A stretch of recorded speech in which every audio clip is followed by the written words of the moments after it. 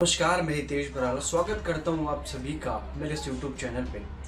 आज हम बात करने जा रहे हैं how to start a startup. How to start a startup एक कोर्स है जिसके अंदर सोलोप्रेन्योर्स, एंटरप्रेन्योर्स, एंटरप्रेन्योर्स या कोई भी जो पर्सन जो अपने बिजनेस को स्टार्ट करना चाहता है या उसे ग्रो करना चाहता है, इस कोर्स के अंदर आपको बहुत से ऐसे स्ट्रेटेजीज मिलेगी, बहुत से ऐसे टूल्स मिलेंगे, बहुत से ऐसे फ्रेमवर्क्स मिलेंगे जिससे मिलकर आप अपने बिजनेस को एक स्टेप बाय स्टेप प्रोसेस से सक्सेसफुली लॉन्च कर सकते हैं। स्टार्टअप की जो पहली स्टेप थी जो मैं आपको बताई थी, द मार्केट सेगमेंटेशन, उसी के बारे में हम बात करने जा रहे हैं। देखिए, मैं कोट बताता हूँ आपको, सुना होगा आपने, the startup success happens when you see through the eyes of the customer, not through the perspective of your company.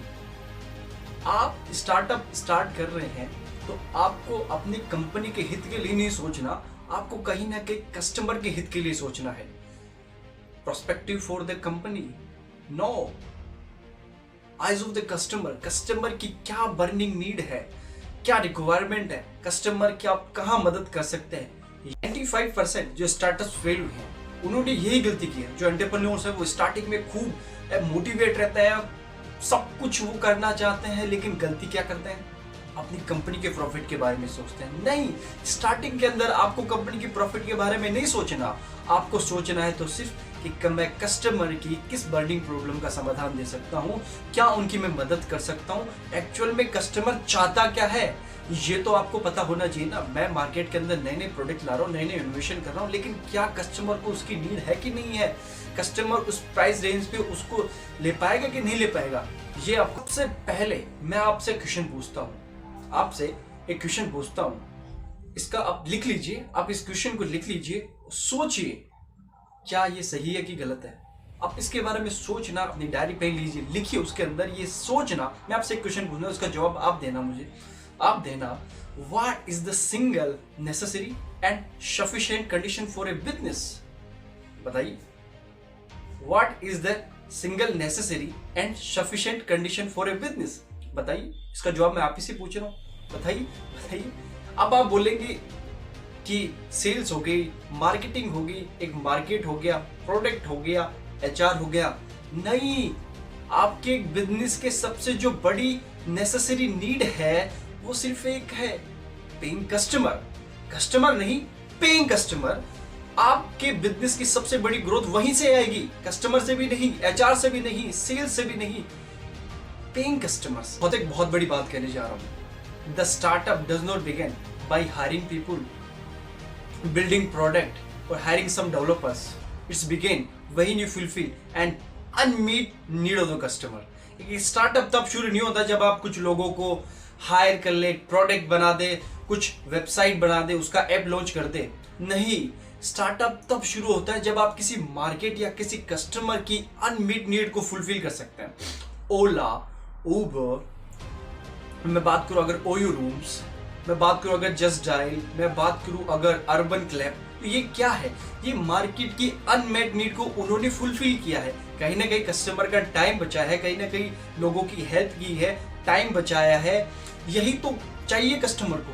Customer की नीड को आपको जानना है, बर्निंग प्रॉब्लम क्या है, मार्केट की बर्निंग प्रॉब्लम क्या है, जिसके अंदर मार्केट के अंदर पूरा मार्केट डिस्टर्ब हो जाए, नई इनोवेशन ले। Create a new market, create a new market that you can dominate with your product और इनोवेशन। आपको एक नया मार्केट क्रिएट करना है जिसके अंदर आप इनोवेट कर सके, कुछ प्रोडक्ट ला सके ताकि वो लोगों को कुछ मदद कर सके। यही तो स्टार्टअप सक्सेसफुल होता है। अब अगर मैं बात करूं ओयो रूम्स की, रितेश अग्रवाल जो है ओयो के फाउंडर, उन्होंने बताया था कि मैं देखता था कि कहीं ना कहीं एक गैप है, कहीं ना कहीं एक गैप है होटल्स के अंदर। उन होटल्स की मार्केट को डिजिटली लाना संभव था, इज दैट पॉसिबल? लेकिन ओयो रूम्स के फाउंडर रितेश अग्रवाल ने ये किया, तो ये गैप था कहीं ना कहीं। अगर मैं बात करूं इसी तरह ओला, ओला भी यही है, ये अर्बन क्लब। और एक मैं बात करना चाहूंगा गोडेडी, गोडेडी की जो फाउंडर निखिल अरोड़ा, उन्होंने क्या किया, नई नई स्टार्टअप्स लाए, नए नए इनोवेशन लाए, तो कहीं ना कहीं उन्होंने समाज को, कुछ कम्युनिटी में डोमिनेट किया है। तो startups does not begin by hiring people. ये जो मैंने कहा था कि स्टार्टअप की भाषा यहीं से आती है। आपके जो पहले 100 पेइंग कस्टमर होंगे, मेरी बात ध्यान से सुनना, आपके जो फर्स्ट 100 पेइंग कस्टमर होंगे उन पे आपको डिपेंड नहीं होना। मैं उदाहरण के बारे में बताता हूँ। आपने कोई भी चीज बनाई, कोई भी सर्विस, आपने वेब डेवलपर हो आप हो, या आप कोई एक्सपोर्ट का काम करते हो, आपकी कोई मील है, आप अपनी स्टार्टिंग के अंदर कस्टमर्स को ढूंढते हो, तो आपके जो पहले जो 100 कस्टमर होंगे उनके अंदर आप मैं बात करूं, अगर आपने मैन्युफैक्चरिंग यूनिट ला दी, कोई शुगर मिल लगा दिया, शुगर मिल के लिए आपको कहीं ना कहीं स्टार्टिंग करने के लिए मार्केटिंग चाहिए, सेल्स तो चाहिए। तो जो पहले आपके जो 100 कस्टमर आएंगे उन पे आपको बिल्कुल डिपेंड नहीं होना। कि कोई बोलेगा कि यार इसके अंदर ये कमी है, इसके अंदर ये कमी है, इसके अंदर ये कमी है, तुम नहीं कर सकते, ये तुम्हारा इनोवेशन आइडिया नहीं है, तुम मार्केट में कुछ नहीं ला सकते। नहीं, आपको डिपेंड नहीं होना, आपको इनोवेट करना है। आप उन लोगों तक अपने आप को स्केल करो। देखिए मैं 2 चीज बताता हूँ। अगर आप B2B कंपनी है तो आपको पहले 100 कस्टमर्स को सिग्नल की तरह लेना है। ध्यान से सुनना मेरी बात। अगर आप B2B कंपनी है तो आपको पहले 100 कस्टमर्स को सिग्नल की तरह लेना है। अगर आप B2C कंपनी है तो आपको कम से कम 1000 कस्टमर को सिग्नल की तरह लेना है। ट्रेंड नहीं लेना, सिग्नल की तरह लेना है कि क्या कस्टमर सिग्नल देता है। ध्यान से सुनना, क्या कस्टमर सिग्नल देता है। अगर आपका पॉजिटिव रिजल्ट है तो उसको और ग्रो कीजिए, अगर नेगेटिव रिजल्ट है तो खत्म मत कीजिए, नहीं, अपने आप को अपग्रेड कीजिए। जैसे गूगल प्ले स्टोर पे अपडेट ऑप्शन आता है ना, उसी तरह आप अपने बिजनेस को अपडेट कीजिए कि कहाँ कमी रह रही है, कहाँ आप भूल कर रहे हो, और उस चीज को आप सुधारिए, बिल्ड कीजिए अपने आप को। अब मैं आपको बताने वाला हूँ 2 ऐसे कारण जिसकी वजह से स्टार्टअप्स फेल होते हैं। तो first is selling to everyone. आपका कोई सा भी प्रोडक्ट हो, लेकिन क्या हर कोई उसे खरीद सकता है? क्या इज दैट पॉसिबल? हर कोई हर एक प्रोडक्ट नहीं खरीद सकता। अगर मैं एग्जांपल भी दूं, मान लो कि आपने किसी मोहल्ले के अंदर केमिस्ट की दुकान खोली है, तो क्या वहां के मौजूद लोग, सभी के सभी लोग, आप एक सोचेंगे कि वहां के सभी लोग, क्योंकि उनको दवाई कहीं ना कहीं तो चाहिए, कभी ना कभी तो चाहिए, तो वो आप ही की दुकान देंगे? नहीं, यही फंस जाते हैं आप। आपको ये सोचना ही नहीं है कि सभी को आप सभी कुछ बेच सकते हैं। नहीं, ये पॉसिबल ही नहीं है। अगर मैं बात करूं, सेगमेंट आपको ढूंढना है। अगर मैं बात करूं मर्सिडीज हर कोई नहीं खरीद सकता, उनका एक पर्टिकुलर सेगमेंट है। अपर क्लास सेगमेंट है, मारुति सुजुकी सेगमेंट है, लोअर मिडिल क्लास या मिडिल क्लास लोग सेगमेंट है, एटलस साइकिल का भी एक सेगमेंट है, तो टेस्ला कार का भी एक सेगमेंट है, उसको हर कोई नहीं खरीद सकता। तो आपको ये डिसाइड करना पड़ेगा कि आप अपने कस्टमर को किस सेगमेंट के अंदर देख रहे हैं, कौन सा आपका प्रोडक्ट है वो किस सेगमेंट के अंदर आता है, उन्हीं लोगों को आपको टच करना है। ये आपको गलती नहीं करनी। आप हर किसी को हर एक चीज नहीं बेच सकते। मान लो आपको लगता है कि आपका पेइंग कस्टमर हो सकता है, लेकिन आप हर किसी को हर एक चीज नहीं बेच सकते। कस्टमर की जो नीड होगी वही आपके पास आता है। Selling to everyone is the biggest failure reason. The China thing मैं आपको बहुत इंटरेस्टिंग बताने जा रहा हूँ जिसके कारण स्टार्टअप फेल होते हैं, द चाइना सिंड्रोम। अब आप सोचेंगे हितेश यार ये क्या बता रहे हो, चाइना सिंड्रोम, ऐसी सिचुएशन में आप बता रहे हो चाइना का नाम क्यों ले रहे हो? नहीं भाई, ये कहावत है चाइना सिंड्रोम। एक्सेल, माइक्रोसॉफ्ट की एक्सेल शीट आपने देखी होगी। अगर उस एक्सेल शीट के अंदर आप डालो 2 × 2 200 × 200, ये कहीं ना कहीं आपको एक नंबर देगा। अगर आप 2 लाख को भी 2 लाख से करोगे तो कहीं ना कहीं एक नंबर देगा। आसान है, उस एक्सेल शीट के अंदर देखना आसान। आप देखते हो कि मैं इतनी सेल्स, इतने लोग, 10,000 लोगों से मैं 10,000 लोगों से 1 लाख की सेल ले लूं, या 1000 लोगों से मैं 10 लाख की सेल ले लूं, उसके अंदर आसान है। लेकिन जो एक्चुअल में जो ग्राउंड रिपोर्ट आती है उसके अंदर ये नंबर्स बिल्कुल डिफरेंट होते हैं। ये आपको डिसाइड करना है कि मैं ज्यादा लोगों तक स्केल नहीं कर सकता, मैं 10 करोड़ लोगों को अपना प्रोडक्ट नहीं बेच सकता। मुझे अपना सेगमेंट ढूंढना है कि ये चुनिंदा 1 लाख लोग ही मेरे ग्राहक हैं। अगर आपको टर्नओवर उस हिसाब से करना है तो आपको 10 लाख लोग, 1 लाख लोग सिलेक्ट करने हैं, यही मेरा सेगमेंट है। तो उस हिसाब से आप 10 लाख लोगों से 10,000 रुपए कमाओ तो एक्सेल शीट माइक्रोसॉफ्ट के अंदर आपको एक नंबर दे देगी। तो इसीलिए बोलते हैं इसको चाइना सिंड्रोम। क्यों? कोई गारंटी नहीं है भाई ये सेल्स होगी कि नहीं होगी। एक्सेल पे बहुत करना आसान है, लेकिन एक्चुअल में ग्राउंड पे लेके जाना पॉसिबल नहीं है। इसके लिए आपको अपना पूरा मार्केट का सेगमेंट देखना होगा कि कौन सा सेगमेंट के अंदर हूँ और इन पर्टिकुलर कस्टमर से मैं कितना प्राइस ले सकता हूँ। इसके बाद मैं एक एग्जांपल देना चाहूंगा, एक करने जा रहा हूं पतंजलि की। पतंजलि जब लॉन्च हुई थी तब स्वामी बाबा रामदेव और श्री बालकृष्ण आचार्य जो पतंजलि के फाउंडर हैं, उन्होंने 1100 एसक्यूज बनाए थे, 1100 प्रोडक्ट। आज लेकिन उन्होंने देखा यार ये मैं प्रोडक्ट तो बनाते जा रहा हूँ धमाधम, ये मैगी लो, ये फलाना लो, इसको हटा के हम अपने नूडल्स लाएंगे, इसको विम को हटा के हम अपना लाएंगे, ये किसी भी चीज को हटा के वो ले तो है। बाद में उन्होंने देखा कि यार मैं हर एक सेगमेंट के अंदर नहीं जा सकता, और 1100 से एसक्यूज से आज उनके 800 प्रोडक्ट्स हैं। तो देख सकते हो उन्होंने, इतनी बड़ी कंपनी है, वो फाइनेंशियल रिस्क ले सकते थे, सब कुछ उनके पास था, मैन पावर थी, सेल्स थी, एक बहुत बड़ी मार्केटिंग ब्रांड थी, लेकिन वो 1100 एसक्यूज से 800 एसक्यूज पे क्यों? उन्होंने देखा कि मेरी मार्केट सेगमेंट कहाँ है, मैं किन, जो मेरे बगैर में मैं उदाहरण देना चाहूंगा, दंत क्रांति पतंजलि की है, लेकिन इन्होंने अपनी एक सेगमेंट बना ली, बहुत अच्छी सेगमेंट बना ली।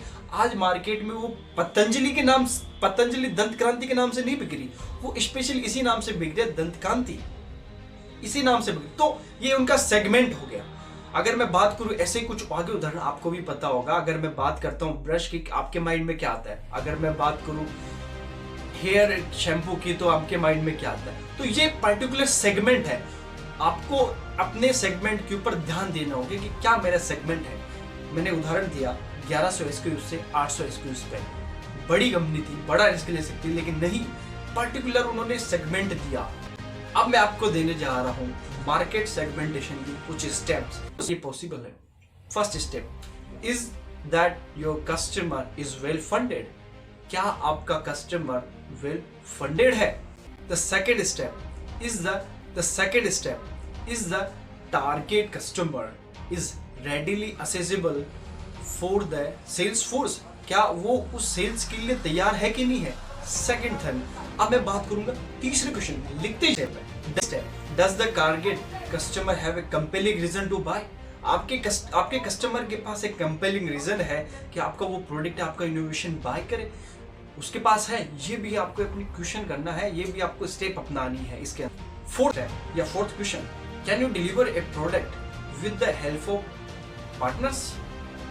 उदाहरण के माध्यम से समझाता हूं। एप्पल की आई वॉच आती है, किस काम में आती है? आपको मेंटेन करनी है।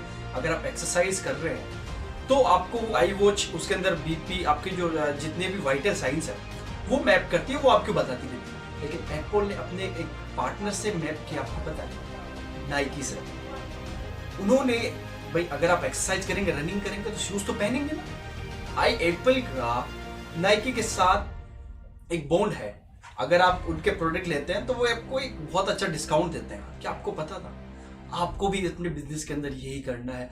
आप अगर मान लो आप किसी कपड़े की दुकान अपनी खोली है, कस्टमर सिग्नल देता है, कस्टमर आपके पास कपड़े खरीदने आया, उसको जूते भी चाहिए, तो आप अपने पार्टनर की मदद से उसकी मदद कर सकते हो, उसका टाइम बचा सकते हैं। स्टेप या पांचवा question, is there any competition that can block you.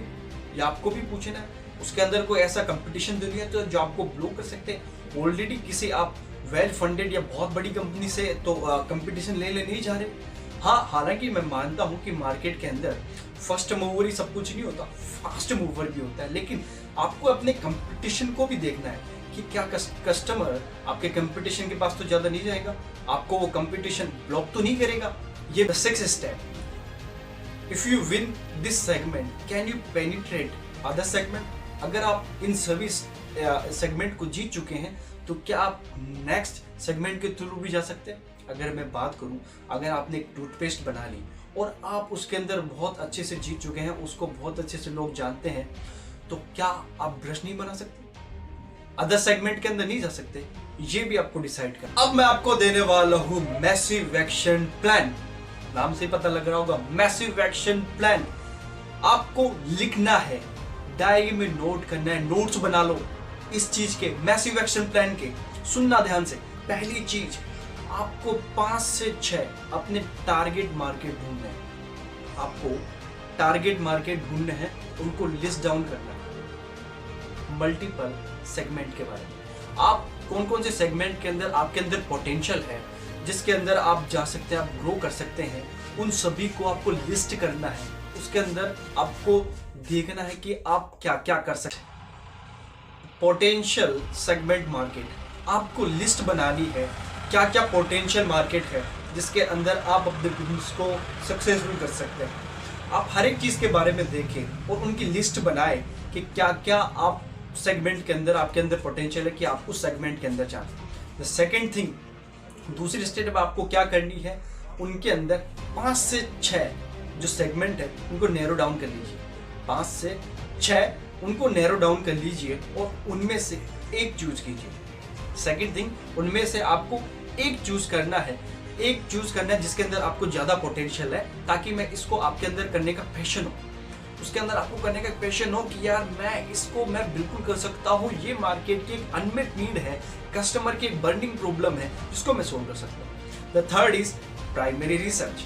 Primary market research भी आपको करनी है, तभी आप उसके अंदर जा पाएंगे। उन 5 से 6 में एक चूज कैसे करोगे मैं बता रहा हूँ। उन 5 से 6 ने आपने लिस्ट डाउन कर लिया, उन 5 से 6 पोटेंशियल सेगमेंट को फिर आपको देखना है कि प्राइमरी रिसर्च करनी है, उसके ऊपर रिसर्च कीजिए। आप कस्टमर से 1-to-1 इंटरेक्शन कीजिए, उनको बोलिए कि क्या मैं कैसा प्रोडक्ट लेके आ रहा हूँ जो आपकी ये चीज़ की मदद करेगा, इस टाइम बचाएगा, या ये इस तरीके से मैं आपकी हेल्प करना चाहता हूँ। तो उन सभी की आप लिस्ट डाउन कीजिए, लिखिए, प्राइमरी रिसर्च कीजिए। रिसर्च करने के बाद आप पाएंगे कि आपका एक सेगमेंट तैयार है जिसके अंदर आप अपने बिजनेस को लॉन्च कर सकते हैं। स्टार्ट ए स्टार्टअप कोर्स की first step market segmentation. Second step next video में बताऊंगा, इसके अंदर बताएंगे हम सेकंड स्टेप के बारे में, and user profile second step. तब तक के लिए आप हमारे चैनल को सब्सक्राइब कर लीजिए। आपको फ्री के अंदर how to start a startup course देने जा रहे हैं। धन्यवाद।